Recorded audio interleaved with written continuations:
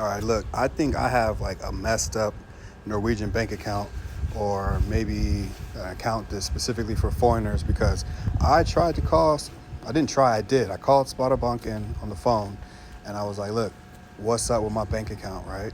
They told me that I can only take out 3,500 kroner a week, right? And I'm like, oh man, okay, well, can I change the limit? Because I tried to change it on the app, tried to change it online on the website. It wasn't working either way.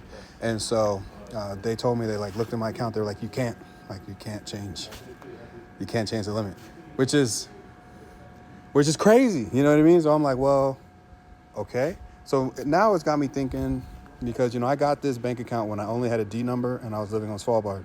So maybe I just have like a weird bank account. I don't know.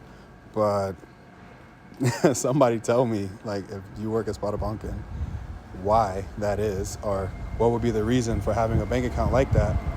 But I don't know. Do I need to change?